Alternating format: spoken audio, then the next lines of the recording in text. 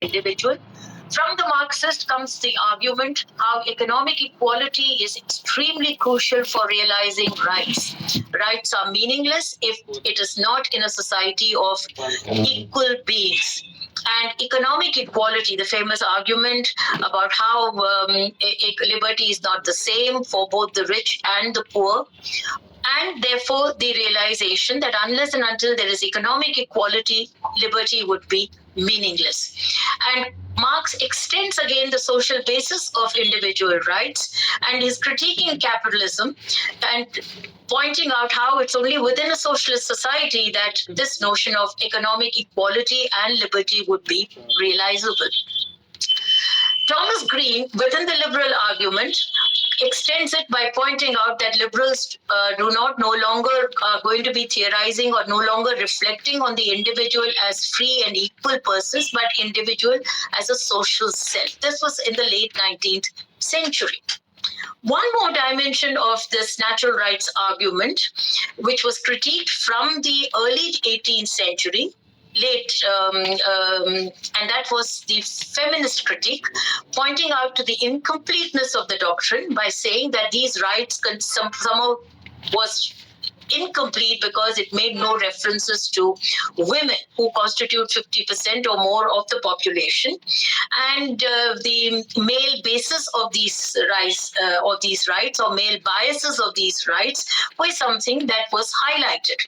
So the incompleteness of rights was established, that rights meant only rights for the men, and more so in the American context in particular, and of course in Western Europe, it also meant only for the propertied men, white, colored men. So that was the notion that again was becoming a basis to critiquing the notion of natural rights.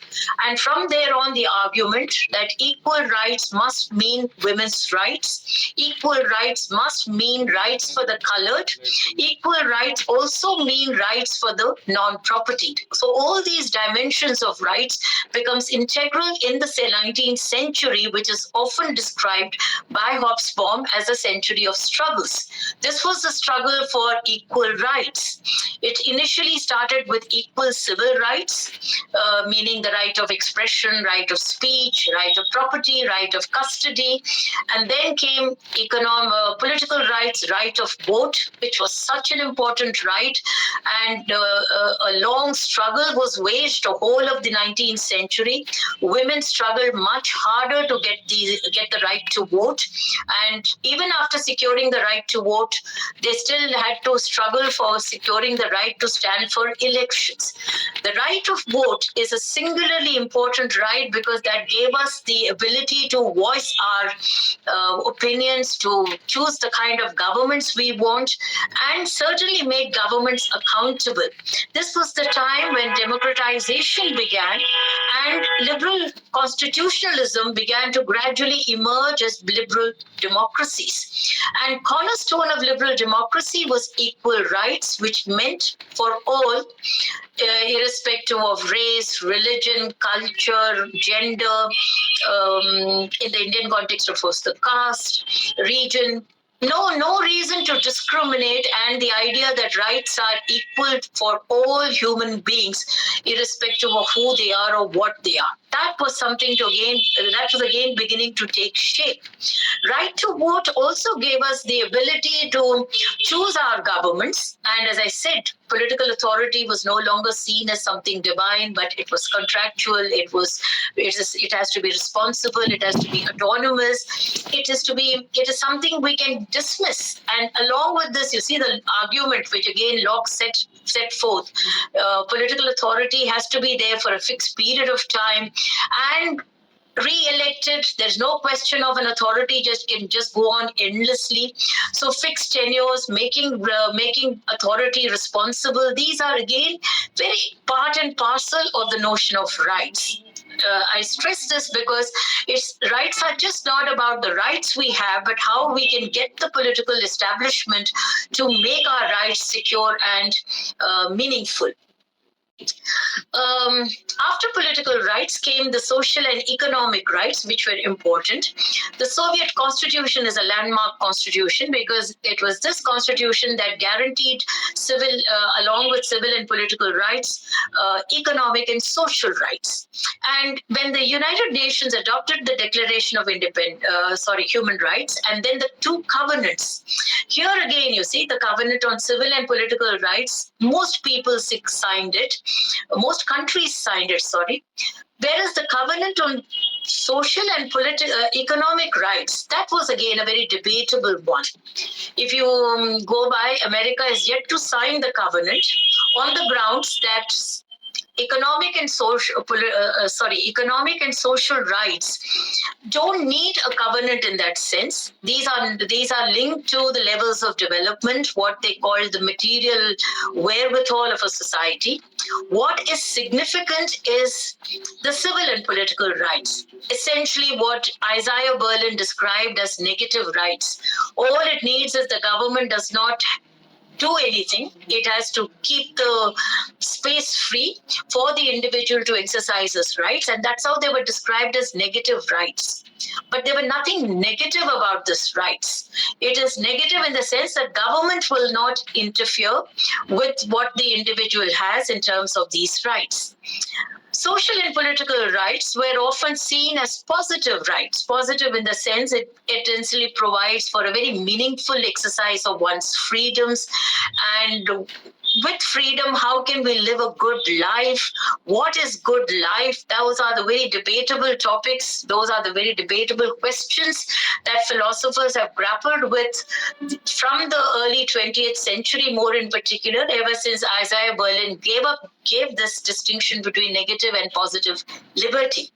But the fact is that negative liberty were the civil and political rights, broadly speaking. Positive liberties or the social and economic rights.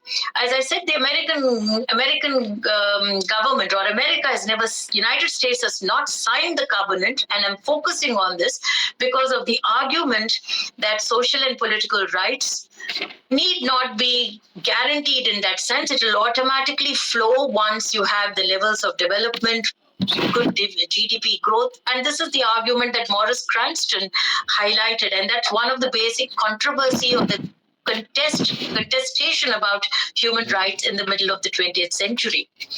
But nevertheless, if you look at the inauguration of the welfare state in 1945 in Britain as a part of the Beveridge Report, and when Clement Attlee became Prime Minister in 1945, the welfare state was the first major effort to establish social security from cradle to grave, and rights such as right to education, decent living, good housing, employment allowances, sickness, because these were seen as, the absence of which was seen as perhaps the fertile reasons or fertile bed for the spread of communism. So in the middle of the 20th century, it was all about containing communism or preventing its spread. So the welfare state was seen as one of the major efforts. America doesn't have a welfare state, but the American economy is it's what is generally understood in the very Lockean, Tocquevillian sense of a capitalist economy, wedded to the idea of rewarding people who have worked hard. And of course, you see the New Deal, which came about in 1936, 1935, post-Depression, that also establish some kind of social security. But the fact is that, yes, it's only with proper development, GDP growth, that you can realize social and economic rights. The Soviets, on the other hand, were very categorical that unless there is right to work, right to decent living, right to housing, political rights, civil rights have no meaning. So this, in a way, is basically a fallout of the Marxist critique of the notion of individual rights. But nevertheless, social and political rights was seen as integral part of the development of rights, evolution of human rights. And then came what some called as the fourth generation of rights. Now, what are the other three generations? The first generation is the civil and political rights. Second generation is the social and economic rights, and some even add cultural rights to it. The third generation, they say, is about environment, group rights, and maybe collective rights. Now, fourth generation is about sustainable environment development. These are seen as some of the rights. So this is how the notion of rights, our evolution of rights, is actually spelled out. Now, broadly, Bulbul, how many more minutes do I have? Bulbul, are you hearing me?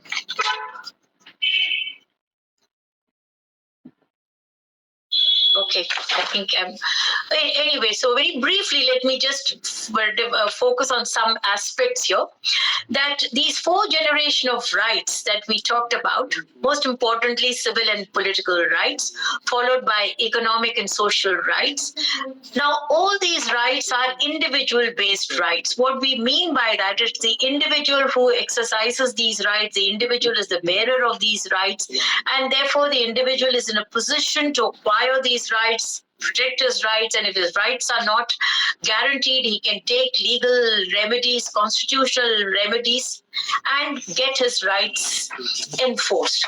When you come to the third and the fourth generation of rights, which essentially focus on issues like group rights, collective rights, this is where some of the arguments of those who say that rights have a context within a group or within a collectivity. Now, these are certainly problematic areas in a conceptual sense, because democracy is generally understood as individual-based, not group-based. But basis of group rights is, yes, we exist as part of groups, we exist as part of a community. But the problem is, how do we define a group? How do we define a community? And more so, if there is a clash between individual right and that of the community, what is to be enforced or what is to be protected? Now, of course, a liberal and many will argue that individual rights are more important because group in itself is very fluid. If you read the works of people like David Miller, very, very succinctly, he has pointed out groups in itself have a existence only in the context of the political, meaning it is politics which defines what a group is, and groups are so fluid, and better to have an individual-based assessment of rights. That's one problem.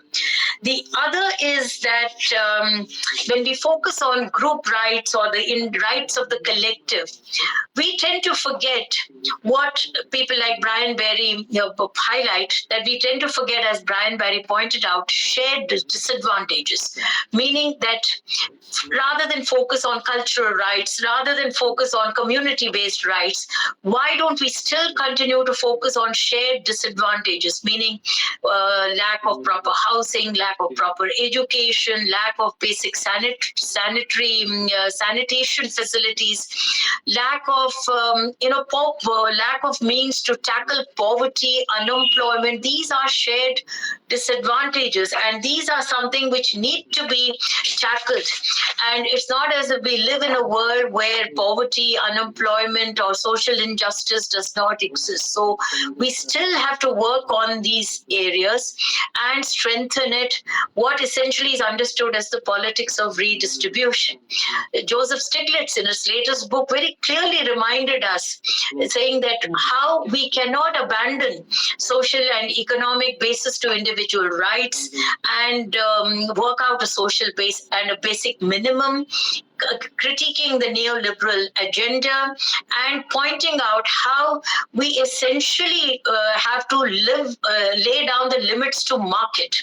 So that is something, again, which is a reminder that the world we live in is still not yet a very equitable and a just world. From women's point of view, women's rights have been again focusing on how it's important for women to live in a peaceful world, in a world that is free from oppression, how women become victims in very hostile situations, be it war, be it civil war, or even in conditions where there is acute scarcity, how women suffer much more than men. So women's rights, of course, focus on these issues. Most importantly is the right of the environment.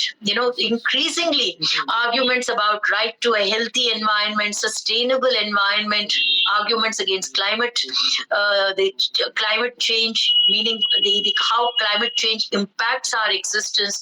All these in a way focus how rights have to be constantly rewritten, protected and defended. Another important argument about human rights, which I would like to focus on, is something that emerged in the neoliberal economies, or more so what you call the Asian tigers, the newly industrializing countries of the Southeast Asia and East Asia. This is what is referred to as the Asian values debate, where they argued that what is important is family, community, not the individual basis to it. Of course, this debate has ceased to exist. It started in the early 80s, and by 2000 or so, it has ceased to exist. But it definitely contested the idea of universality that was very much part and parcel of the Human Rights Charter. Is human rights universal? The Asian values debate said that no, it isn't. It's about a very Western value system, because the notion of the individual is very Western. Eastern societies, Eastern civilizations essentially value individual within society, within community, within family. And of course, Amartya Sen has a very brilliant refutation of the Asian values debate, and the debate itself has ceased to exist. But nevertheless, it was one of the other contestations within the Human Rights Charter. So let me just sum up the arguments. First and foremost, rights are earned, not given. We must remember that. We cannot be placid about the fact that we have these rights. We have to zealously defend it, constantly reminding ourselves that nobody is going to give us these rights. We have to earn it for ourselves. We have to defend it for ourselves. That's the important point. Second important point is that rights have a meaningful existence only if there is rough parity, economic equity. I'm not saying freedom of expression or freedom to protest, freedom of speech are not relevant. These are very relevant, because if there is injustice and we don't have the freedom to protest or freedom to criticize or freedom to express our what one is going through, then we have no way to express our views. So while economic equality is important, civil and political liberties are equally important. We cannot compartmentalize and say which is more important than the other. Third, and the most important factor, individuals are individuals, but they also have a social context within which they exist. We exist within our families, within our groups, but most importantly, it's individual rights that are important. So given all this, we might say that the significance of the Human Rights Charter is in a way, I wouldn't say the culmination, but in a way it is the internationalization of the notion of rights that began in the 17th century. And the idea that all human beings, irrespective of who we are or what we are, will have these rights is very much part and parcel of the 20th century, an age which saw the emergence of mass democracy. And since we do live in a society or in a world where a lot of people do have apprehension that democracy is on its retreat or democracy is being assaulted, but still, democracy is perhaps the way with which we can recognize these rights. But of course, even non-democracies, certain rights do exist, as Berlin has pointed out. So with some of these observations, I will finish this lecture. And if there's a debate or discussion, please let's take it forward from there. Thank you. Bulbul? Thank you so much. 15 minutes. Amazing. There's a kind of an issue here. Speak about. Yes, excellent. Thank you. So it was trajectory that you covered and took a whole word. Some contradictions there, which is what I'd like to. If anybody has any questions, please raise your hand in the chat box as well. We'll take it from there. So the last bit which you said that we have to, and when you started, you said inalienable, and all the words that we use for the rights that are there, which are basic entitlement that belong to us simply because we are human. How does that work? Because we do have rights against the state as well. Individual rights. That's the whole thing about human rights. No, please repeat, because in between, your words got lost. Can you hear me, Bulbul? I heard part of the question. Please repeat the question, Bulbul. Yeah, I'm sorry. I think my net is a little. Can you? I can't hear you properly. Okay. I'm just going to try and get the net. Meanwhile, any questions, please put on your mic. Or raise your hands. We're happy to take them on. If you can hear me at this point in time. There is a question here. Can you hear me? Can you hear me? There is a question, in the chat box. Yeah, check. SDG 8, na? Why any spark or any development take place in Western spread whole world? Does it have any relevance to Western hegemony? If I can qualify this question, I'm not able to. What I'm understanding is, are we understanding it as a Western bias or a Western hegemony?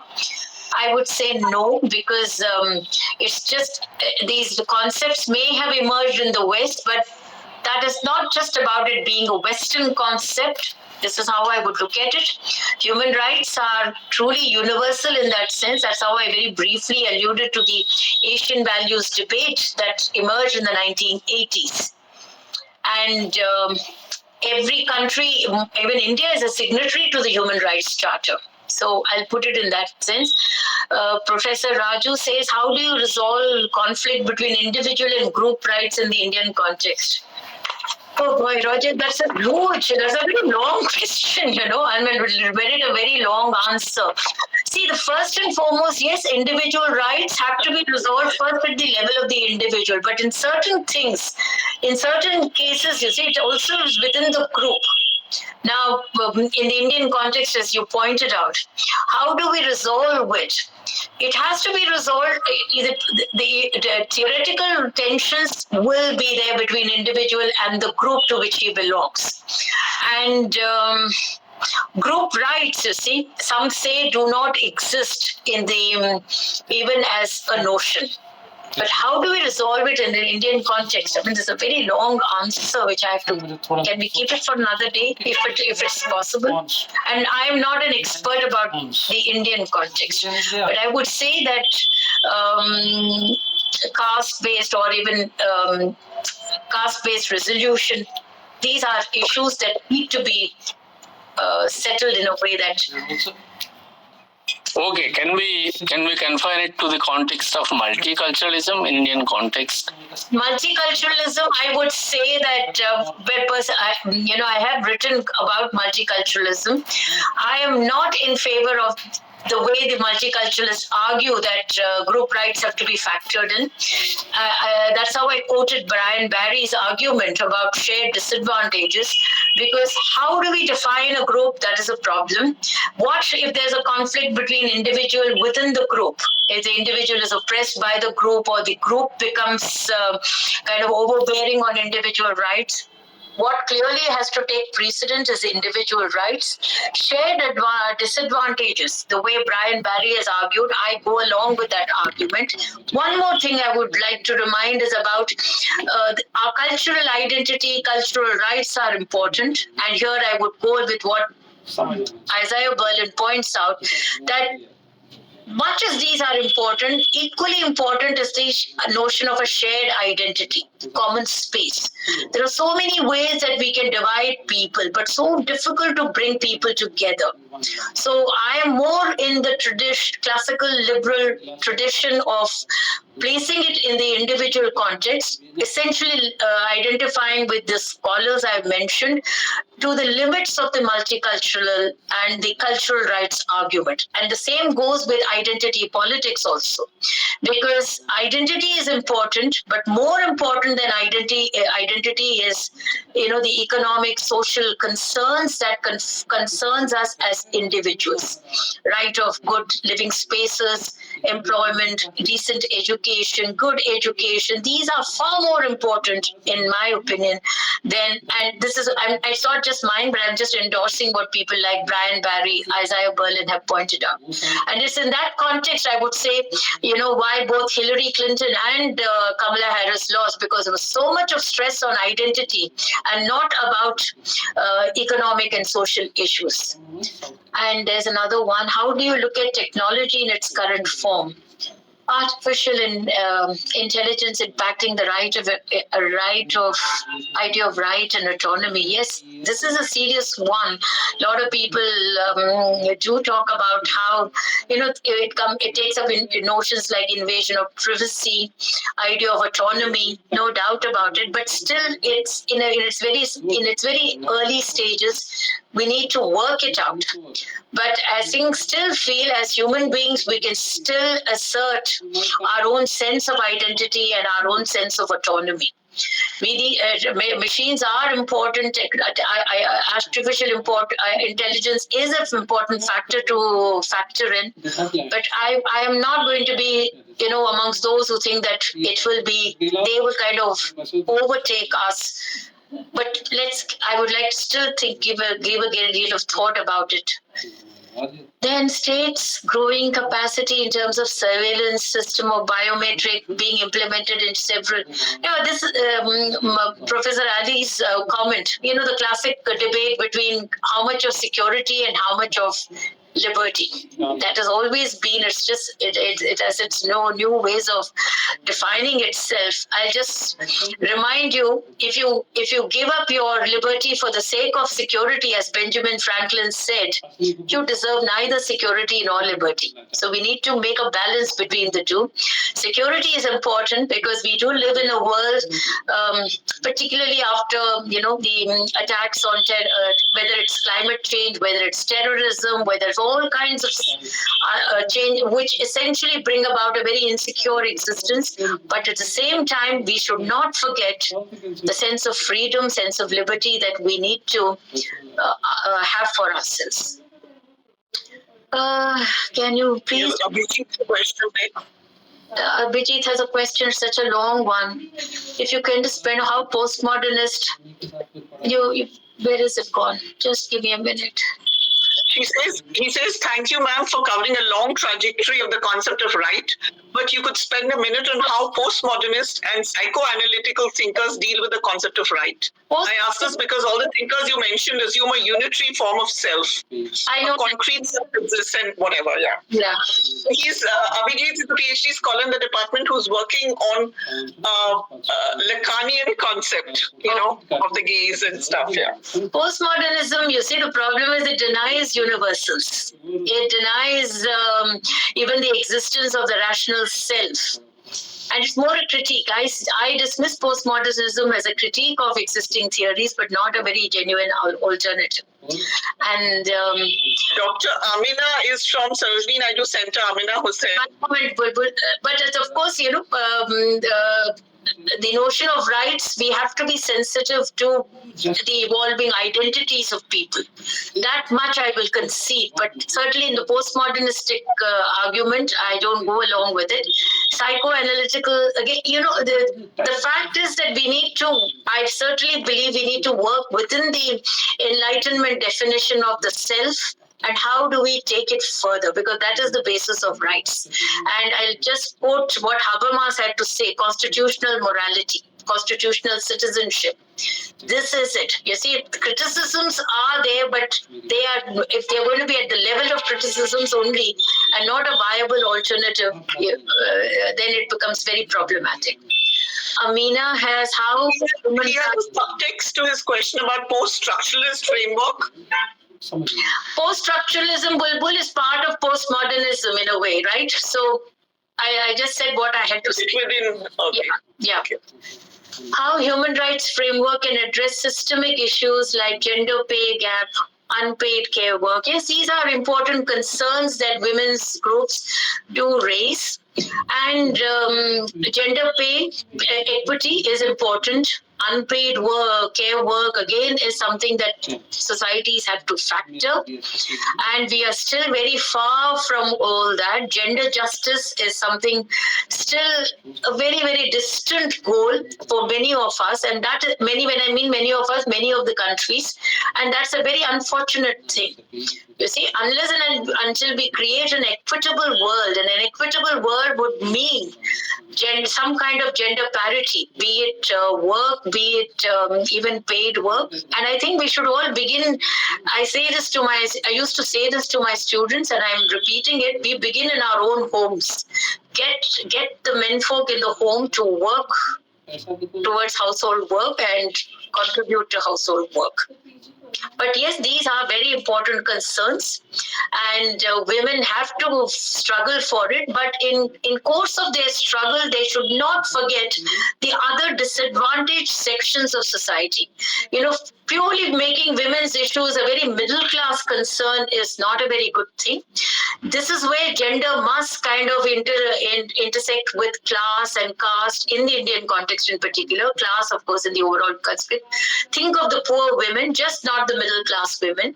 What we argue for middle class women, we must also extend it to the poor, the marginalized, the vulnerable. Or it's only then we can truly create it, you see. A good society, an equitable society.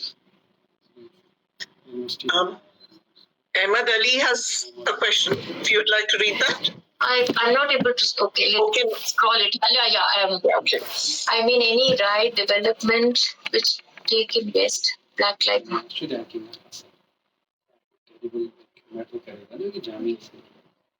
Can't non-West societies. Ahmed Ali, are you here? Would you like to pose that question yourself? I think it's more a comment, Bulbul. He says, why can't it come up in the non-Western countries? Isn't it? Why do we have to embrace Western ideologies? First of all, this Western East... So I think what he's trying to say is something that you already kind of allured to in the previous question of intersectionality. Yeah. So it's a different kind of intersectionality of race and other things, and here we might have caste and other location. It's immaterial where these ideas really originated. The fact is how we can use them for our own purpose and use it to advance many of the injustices that are there in this part of the world. And I, for one, would not like to kind of look at the world in terms of West and East. It's a certain universal heritage that we should, or a legacy, or, it's an inheritance that to which all of us are entitled to. It's not about Locke being a British and somebody being from Scandinavia. It's a universal heritage, you see. That's what I would like to look at. Our Mohit Bishnoi, looking at disturbance. Dr. Mohit Bishnoi is also in the department. Okay. Do you think global institutions are capable enough to addressing human rights? There are problems with regarding this notion of cosmopolitan justice, or let's accept one thing: as long as nation states exist, which is a reality, the injustices, the oppressions to rights or on rights have to be tackled within the nation state. Of course, then what is the significance of this? These are like yardstick, what you get normative statements from which individual countries can use it as a yardstick to see where they stand and how much they measure in that in the scale of achievement. To think that global institutions can enforce it, as Bulbul said at the outset, it's not about just United Nations enforcing it or some global institution, because clearly, nation states are not going to accept it. But then what is the purpose of an international declaration? It's more in terms of a yardstick, a benchmark to which we live up to. And we see how much we can measure up in terms of how much we can achieve. And it's in that sense we have to see these global standards or global institutions. Clearly, it's a world of sovereign states. And as long as sovereign nation states exist with their interest, within this parameter, we have to focus on rights, justice, citizenship, and eradication of many of the social and economic problems. You have Barsha Gaur, who's a PhD scholar in the department as well. Okay, rights are...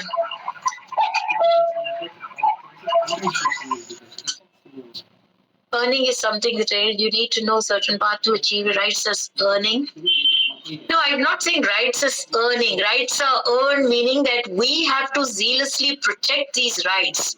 We cannot take it for granted that we're going to get these rights. Just because it's enshrined, it's codified in a document, it doesn't mean we're going to get these rights. It's in that sense Ralph Miliband made that comment: rights are earned, not given. Right to vote, for instance. When men secured the vote, women had to struggle for it, had to earn that right. It's in that sense I meant it, And the poor are also aware of their rights. It may be that they may not be in a position to exercise it, but given the dynamics of democracy, why do we think that they are not able to exercise it? They do. And it's again up to us. When I mean us, those who are more fortunate, the well-to-do, who must take the underprivileged, the marginalized, to make any exercise meaningful. Otherwise, it remains a very elitist notion. Yes. Yes. Is there any other question or comment that you pressingly want to, ask or make a statement? I want you to look at intersectionality. I want you to look at beyond the binary.